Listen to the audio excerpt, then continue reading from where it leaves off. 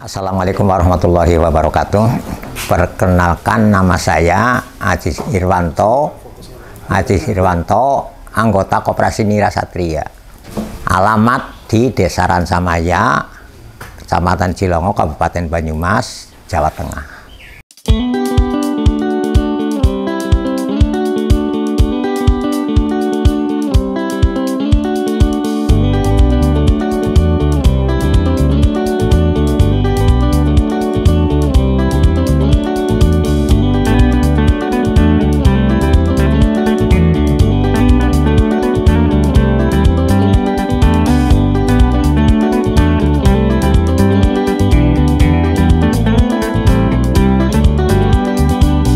Petani penteres, ya kurang lebih 50-an petani yang masuk kategorinya itu bersertifikat. Iya, tapi yang lainnya ya banyak, tapi tidak terdaftar sertifikat. Karena sertifikat itu tidak mudah, kita harus pertama lihat lahan gitu. Kalau menyandarkan gula yang standarnya organik itu lahan, terus pohonnya, dan secara produknya. Produk gulanya itu harus betul-betul standar organik, jadi begitu. Ya bisa dikatakan saya itu yang mengawali gitu. Sebelum ada banyak teman-teman yang proses gula ini, saya sudah duluan karena saya mengikuti pengetahuan gula semut ini yang lebih awal gitu. Setelah ada kita kembangkan di sinilah supaya saudara-saudara kita penderes itu bisa proses gula ini karena bisa dimanfaatkan hasilnya gitu. Dalam arti rata-rata kan dari gula cetak tadi yang itu selisihnya itu Rp3.000 sama gula semut. Sebelum tahun 2008 kita mulai proses gula ini 1-2 pertama 4 orang lah gitu yang ikuti pendidikan gula ini. Terus setelah itu kita kembangkan, kita dirikan kelompok gitu, kelompok petani pengrajin gula gitu, namanya Nira Tunas Jaya di Ransamaya. Nah setelah itu kita berjalannya waktu kita ibaratnya kita kelompok itu kan motor gitu. Bagaimana supaya kita itu menjadi mobil gitu, karena dari kecil inginnya yang besar gitu. Dan beberapa kelompok, beberapa wilayah, beberapa desa itu kita bersatu mendirikan koperasi gitu.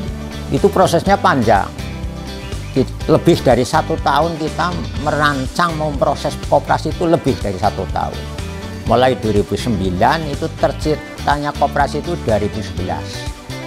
Iya.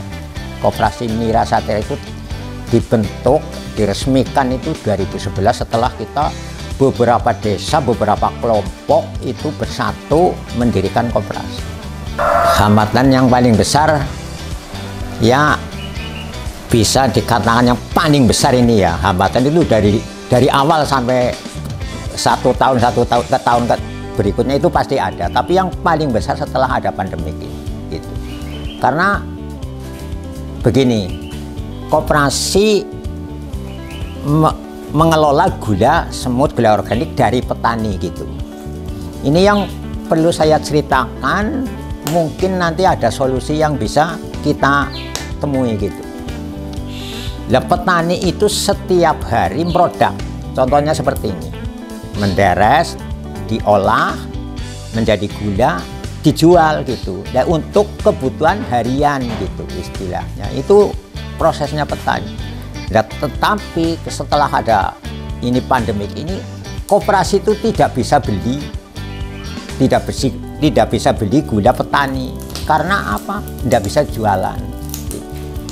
Itu permasalahan yang paling besar. Jadi sekarang petani sedang menderita. Bukan hanya koperasi, malah yang banyak sekali itu petani. Ribuan petani menderita karena gulanya itu tidak laku lah istilahnya. Mudah-mudahan ada solusi setelah ini bisa diwawancarakan dengan orang-orang besar seperti apa gitu untuk menolong pada petani yang sedang menderita ini. Jadi sebelum ada koperasi begini, tadinya saya proses mulai 2008 ya, terciptanya koperasi 2011 gitu. Tapi sebelum itu kan koperasi gandeng dengan PMA. Itu PMA juga eksportir itu dengan P3R. P3R juga eksportir itu. Ya setelah beberapa tahun berjalan koperasi itu belum bisa ekspor gitu. Tetap masih gandeng kepada CVPT yang bisa ekspor gitu. Tapi standar gulanya itu kan sudah mulai distandarkan organik petani-petani itu sudah diuruskan sertifikat segala macam gitu. Yang ada koperasi di wilayah Banyumas yang pertama ini Nira Satria gitu. Tapi ada banyak CVPT yang mengelola petani petani supaya membuat gula organik gitu. Ada integral, ada banyak sekali itu PT CV itu. Makanya kita harus bersatu lah, menyandarkan harga itu harus yang sama gitu. Koperasi itu kan milik anggota, dari anggota, oleh anggota, untuk anggota. Maka dari itu koperasi itu tidak sembarangan. Cara membeli gula ya harus istilah dihitung-hitung supaya anggota itu tidak istilah keteteran lah masalahnya. Dan nanti CVPT yang ada di wilayah sini itu ngikuti harga itu. Di satu komando gitu. Iya, ya bisa dikatakan koperasi itu tuh jadi komandonya lah gitu. Pengaruhnya besar. Pengaruhnya besar sekali.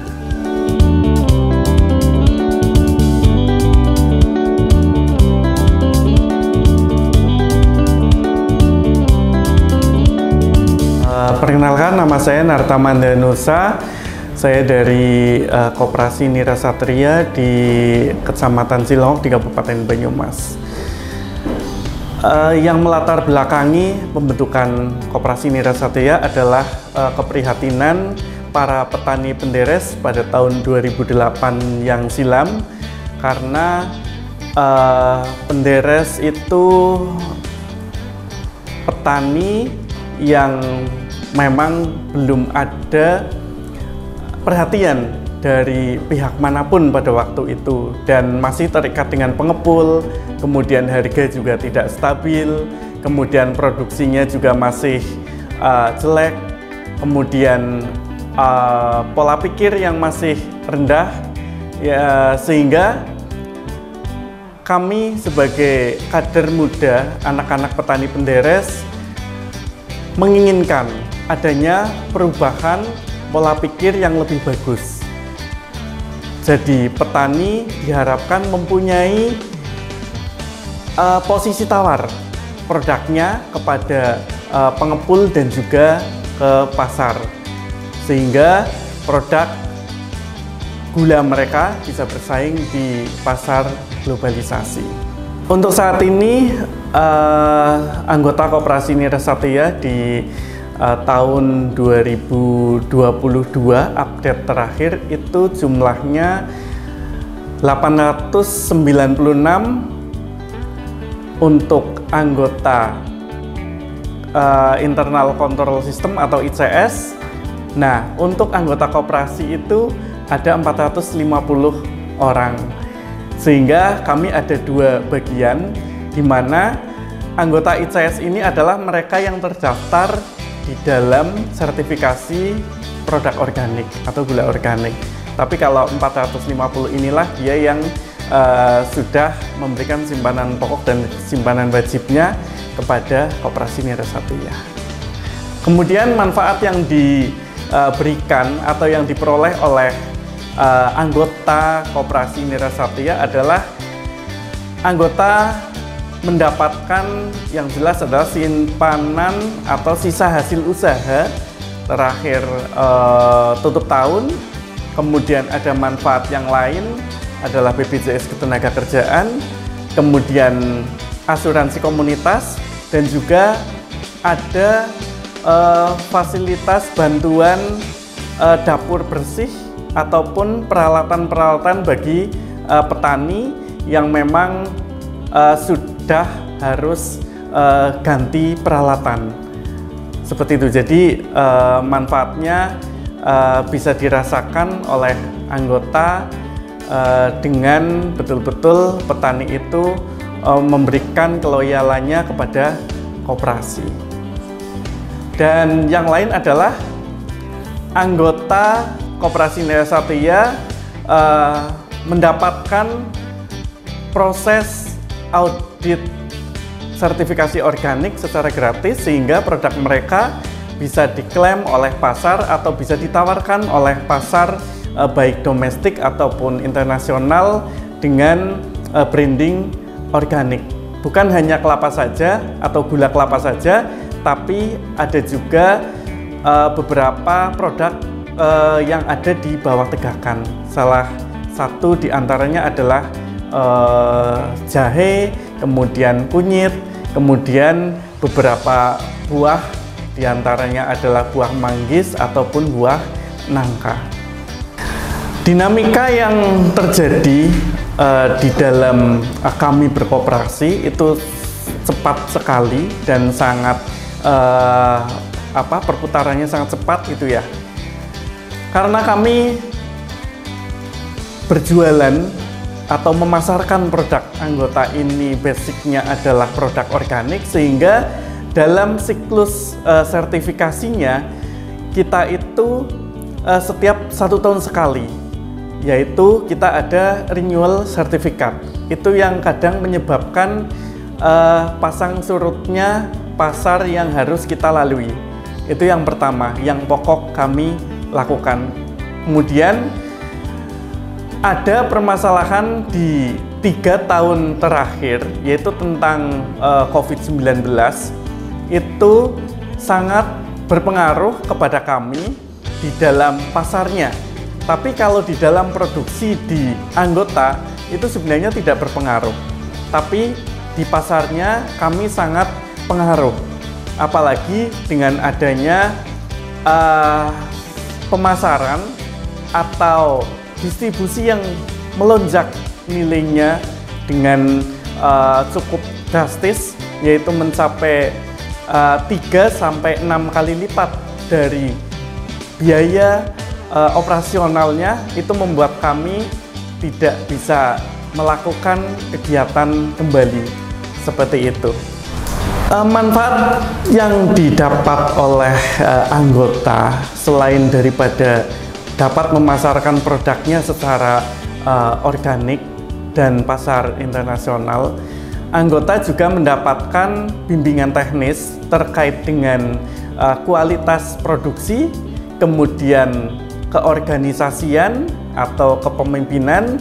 Juga kami bekerja sama dengan dinas-dinas baik dinas kabupaten, dinas provinsi, bahkan kementerian. Kami sering melakukan edukasi kepada anggota dalam bentuk edukasi tentang GMP, tentang organik, tentang pasar, dan lain sebagainya. Untuk produk gula kelapa ini, permasalahan yang mendasar pada waktu 10 tahun yang silam itu salah satunya adalah tentang pasar. Nah, kenapa kami memilih untuk memasarkan produk gula kami ini untuk di pasaran ekspor? Karena pasar domestik itu belum begitu menyerap untuk produk kami. Karena kembali lagi bahwa pola pikir masyarakat Indonesia itu masih sangat simple. Produknya murah, kemudian rasanya sama, dan mereka tidak berpikir tentang bagaimana produk ini atau keunggulan produk ini. Mungkin lebih sehat, mungkin lebih praktis atau unik, itu tidak. Tapi untuk pasaran luar negeri, baik Eropa ataupun Amerika, itu masyarakatnya sudah berpikir bahwa apa yang mereka makan itu seyogianya baik untuk kesehatan mereka, bukan hanya untuk konsumsi biasa ataupun kebutuhan pemanis biasa, tapi lebih lagi kepada manfaat yang didapat daripada produk gula tersebut. Untuk itu 95% kami ambil untuk pasar ekspor. Tapi tidak menutup kemungkinan dalam beberapa tahun ke depan kita juga bisa mencoba untuk menjajaki pasar domestik. Seperti itu. Untuk anggota kami sebanyak 450 anggota koperasi dan 896 anggota petani organik itu menghasilkan dalam 1 bulan antara 70 sampai 80 ton per bulan produk yang bisa dipasarkan di pasar ekspor. Harapan kami ke depan dengan adanya permasalahan pandemi, kemudian ada permasalahan gejolak politik di luar negeri sana, di negara-negara sana, harapannya segera pulih sehingga produk kami atau produk anggota kami segera bisa diekspor kembali tanpa adanya hambatan yang berarti. Kemudian harapan kami juga kepada pemerintah Indonesia agar dibantu untuk bisa menyelesaikan berbagai permasalahan internal Indonesia, baik dari segi kualitas produk yang kami ekspor ataupun dari segi dokumen-dokumen dan dokumen-dokumen ekspor yang bisa dipermudah. Dan kami juga mengharap bahwa tetap fokus konsisten untuk kami bisa melakukan ekspor agar betul-betul produk kami itu bisa dimanfaatkan oleh konsumen-konsumen di luar negeri.